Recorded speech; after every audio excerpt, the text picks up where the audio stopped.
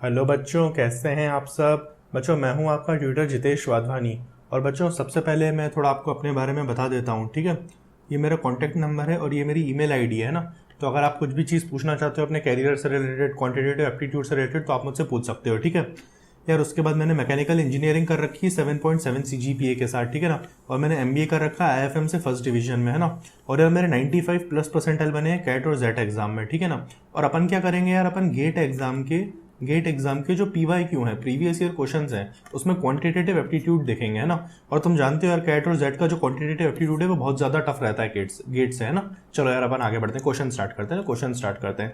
देखो यार, आज अपन क्या करने वाले हैं, आज अपन देखने वाले हैं कि 2020 डबल ई मतलब क्या होता है, इलेक्ट्रिकल इंजीनियरिंग, ठीक है।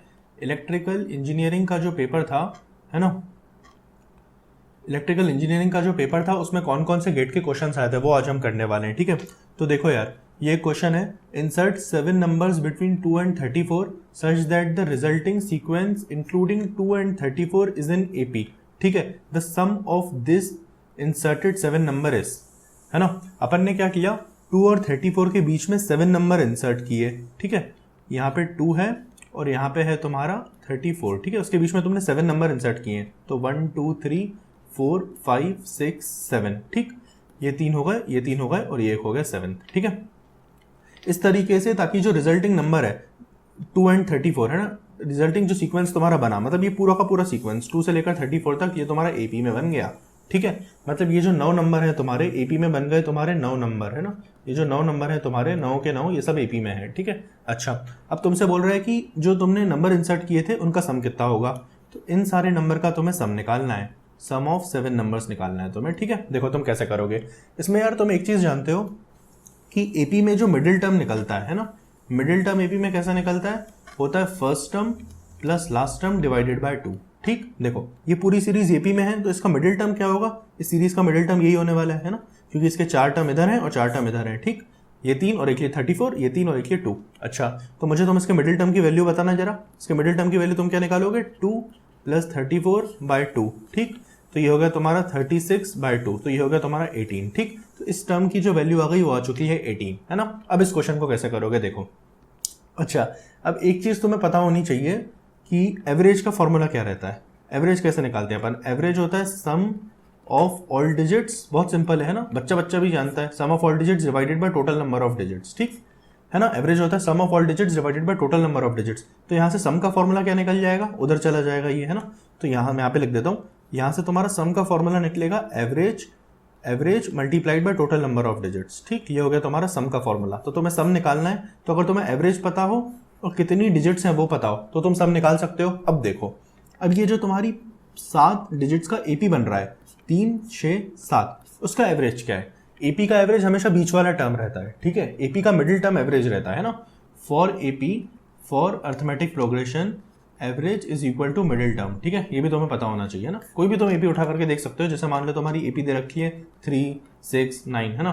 तो इसका एवरेज क्या होगा, 6। कैसे, मिडिल टर्म निकालो तुम, इसका एवरेज निकालो तुम, 9 और 6 15 16 17 18, 18 डिवाइडेड बाय 3 जो कि आता है 6। तो कितनी भी बड़ी से बड़ी AP ले लो, जो तुम्हारा मिडिल टर्म होता है वही एवरेज होता है, ठीक है। तो इस AP की बात करूं, ये अगर 7 टर्म AP में है, 9 टर्म AP में है, बीच वाले 7 टर्म भी AP में ही होंगे, है ना। तो इन 7 टर्म का एवरेज जो है मिडिल टर्म है। मिडिल टर्म क्या है, 18, ठीक। तो यहाँ पे तुम्हारे पास एवरेज की वैल्यू है 18, है ना। जो तुम्हारा मिडिल टर्म है यहाँ पे वो है 18, ठीक। उसको तुम मल्टीप्लाई कर दो नंबर ऑफ टर्म से, 3 4 5 6 7, तो 18 × 7 कर दो, तो इस पूरी सीरीज का सम आ जाएगा तुम्हारे पास, ठीक। तो 8 7 56, 7 1 7, 8 9 10 11 12, ठीक। 7 1 126 इसका आंसर है ना, 126 इसका आंसर हो जाएगा, ठीक है। तो यार देखो, ज्यादा कुछ नहीं किया तुमने, है ना। सबसे पहले तुमने कौन सा फंडा लगाया, मिडिल टर्म निकाल दिया। AP का मिडिल टर्म क्या होता है, first term plus last term divided by 2, तो तुम्हारे पास 18 आ गया, ठीक है। उसके बाद ये जो 7 टर्म थे, ये जो 7 टर्म्स थे, वो सारे के सारे AP में थे, है ना। तो उसका सम कैसे निकालेंगे अपन, average into total number of terms. तो एवरेज हमें पता था इन 7 टर्म का 18 है, क्योंकि मिडिल टर्म एवरेज होता है, उसको अपन ने 7 से मल्टीप्लाई कर दिया, ठीक। चलिए आगे चलते हैं ना, आगे चलते हैं। देखो यार, इस क्वेश्चन में तुमसे क्या बोल रहा है, तुम्हें यूनिट प्लेस निकालनी है इसकी, ठीक है।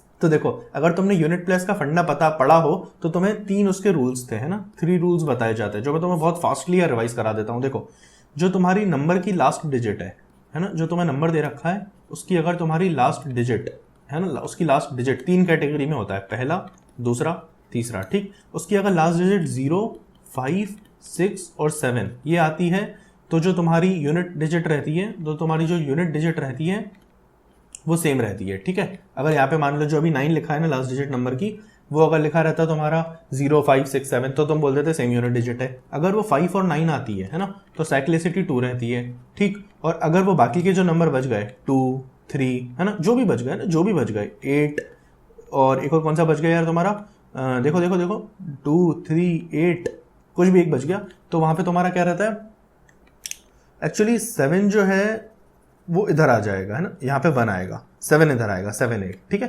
0, 5, 6, 1 में सेम आती है और इसमें क्या रहता है, साइक्लिसिटी 4 रहती है, ठीक। तो मैंने इसमें क्या बोला, साइक्लिसिटी 2। साइक्लिसिटी 2 का मतलब क्या समझो, अब अपने को क्या दे रखा है, नंबर में लास्ट डिजिट 9 है ना, 9 की बहुत बड़ी सी पावर दे रखी है, तो मैं डरने की जरूरत नहीं है, देखो इस क्वेश्चन को अपन किस तरीके से सॉल्व करेंगे, ठीक है। तो यार अपन क्या करेंगे, अपन ये करेंगे कि देखो 9 की पावर 1 दे रखा है, तो क्या आता है इसका आंसर 9। 9 की पावर 2 है तो इसका आंसर क्या आता है 81, मतलब यूनिट डिजिट क्या आई 1। 9 की पावर 3 कर दो तो इसका आंसर क्या आ जाएगा 9 1 9, 9 8 72, ये 9। 9 की पावर 4 कर दो तो इसका आंसर क्या आ जाएगा, लास्ट में बनाने वाला है, ठीक है, क्योंकि ये 9 से मल्टीप्लाइड होगा। तो इस तरीके से भाई रिपीट हो रही है ना, 2 के बाद रिपीट हो रही है, इसलिए अपन बोल देते हैं इसकी साइक्लिसिटी 2 हो जाएगी। तो जब भी 9 की पावर ऑड है, आंसर 9 है, और जब भी 9 की पावर इवन है आंसर 1 है, ठीक है। ऑड में 9 आ गया, इवन में 1 आ गया, इवन में 1।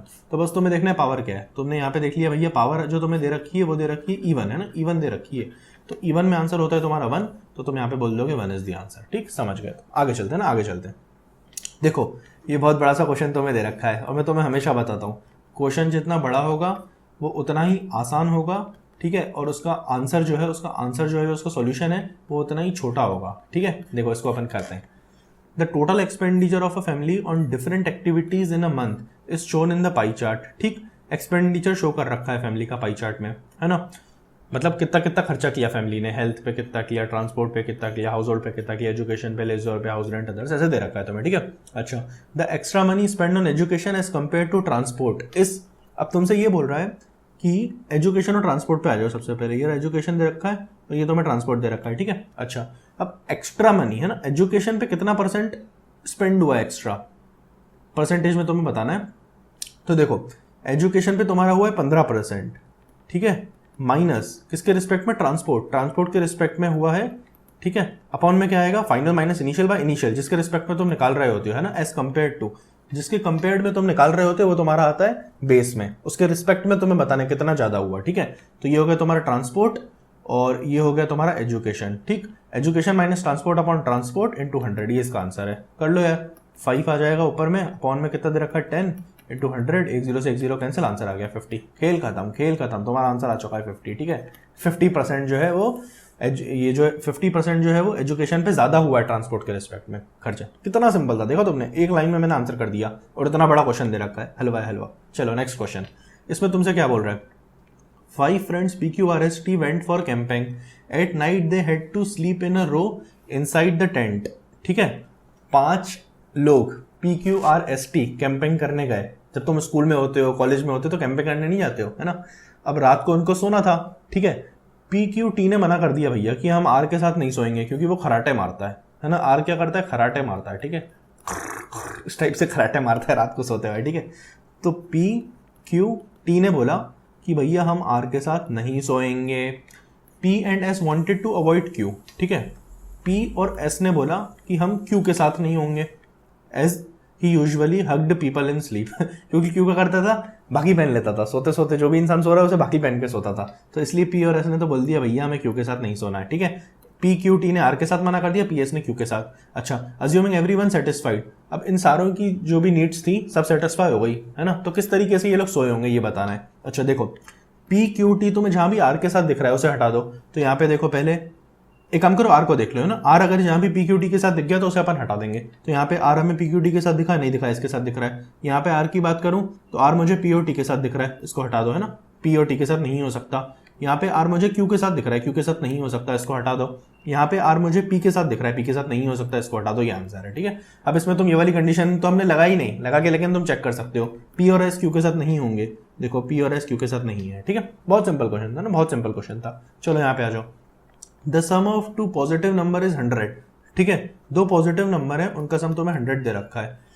After subtracting 5 from each term, है ना, अगर तुमने 5 सब्सट्रैक्ट कर दिया दोनों टर्म से, है ना, इसमें से भी 5 माइनस कर दिया और उसमें से भी कर दिया, the product of the resulting number is 0। मतलब तुमने a माइनस 5 कर दिया और b माइनस 5 कर दिया, तो जो आंसर आ रहा है वो 0 आ रहा है। ठीक है, तो ओरिजिनल नंबर क्या रहा होगा इनमें से एक? तो यार एक बात बताओ, 0 कब आता है? किसी भी दो नंबर को तो मल्टीप्लाई करोगे 0 कब आएगा? जब वो नंबर ही 0 हो।